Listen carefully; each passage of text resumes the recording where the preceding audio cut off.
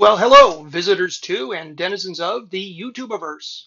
I'm John, your social hermit in the woods, and in this video, I wanted to actually go into the woods and show a handy way to solve a problem you might get, which is trees down over your road. So stick around. Okay, so if you live out in a place like this and you explore down side roads, old logging roads, old mining roads, it's not super rare to have wind-blown trees fall down over the road and you get someplace and it's impassable and you need to clear that tree out. So what do you do to do that? Well, the first thing that probably comes to mind is a chainsaw. And of course, the chainsaw will do that job very well, but it has some disadvantages. It's bulky, right? If you can't just slip a chainsaw in behind the seat of your vehicle, it's full of gasoline, which I'm not crazy about having things that are full of gasoline inside the cab of my vehicle.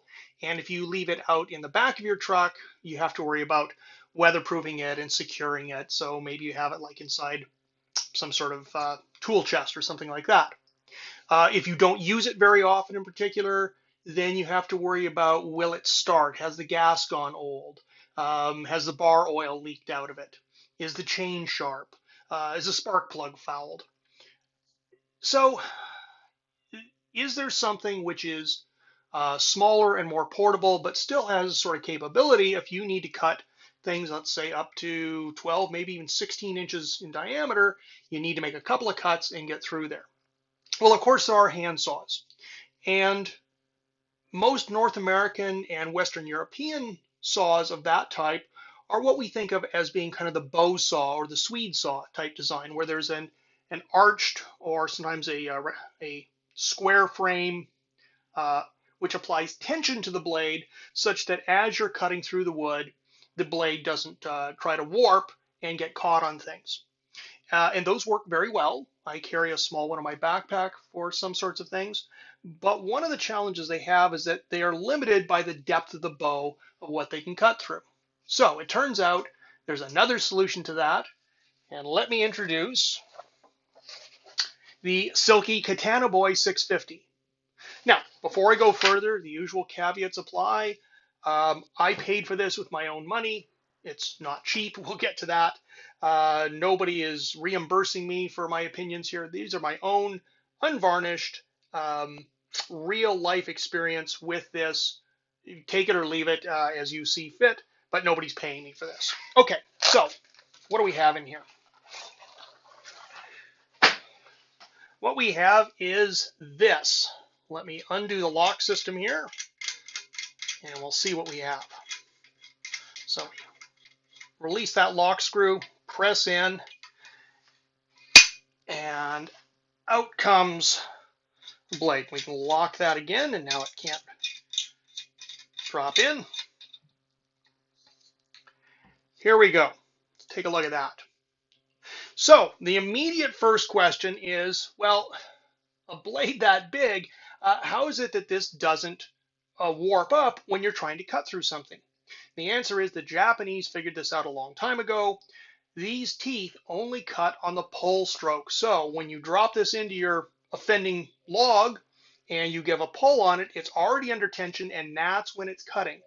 On the push stroke, it just glides up and over the kerf that's existing in the wood. And this works really well. Okay, so I know from prior experience, I've gone through trees up to about, I'd say 14 inches in diameter with this. That would be, let's say, 38 centimeters, something in that kind of range. And that, if it's a cottonwood or a poplar in that size, you can go through that in about 90 seconds. Obviously, smaller things go through quicker, and if you really want to, you could cut through something even a little bit bigger than that. So certainly in the same kind of size of what you could reasonably cut through with a small chainsaw. But this weighs a lot less. It fits in a little tiny bag. It slides behind the seat of your vehicle. It's ready for use whenever you want it. The spark plugs don't foul. It doesn't leak bar oil. Lots of good things about it. Okay, safety-wise, these teeth are incredibly sharp. You want to really keep your hands away from them. In fact, not only are they sharp, they're also extremely hard. They use a technique called impulse hardening here, which means that they should very rarely ever need to be sharpened. If you do need to sharpen it, you actually have to get a special type of metal file. A regular cheap hardware store metal file won't work on the hardness of those teeth.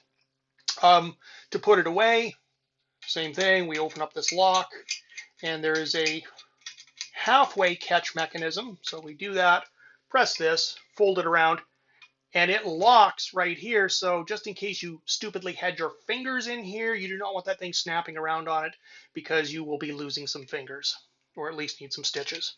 Okay, and then that goes back in there. This locks down, and it's good to go. If you think this is a little bit large for you, they do make a smaller one. They make a Katanaboy 500 as well. And there's a nifty little logo here, little pictogram showing you don't put your fingers in the blade. Helpful bit of advice. Okay, well, I was already planning to do a video on this, but as luck would have it, just a couple of days ago, I was out driving down a side road. I came around a corner, and there were trees down over the road, and I had somebody with me who was able to get unbiased, unstaged, real footage of me using this to clear a set of trees off the road. So let's take a look at that and see how it works. With your action on? Yes, it's already going.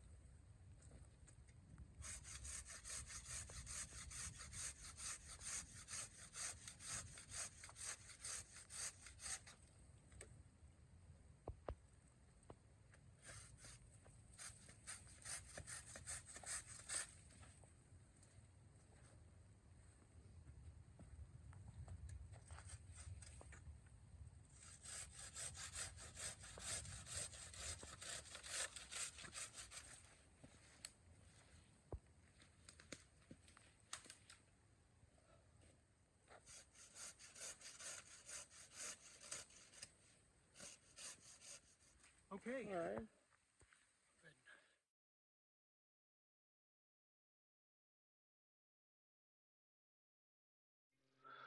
There you have it, the Katanaboy 650, when you need a chainsaw but don't want to have to deal with spark plugs.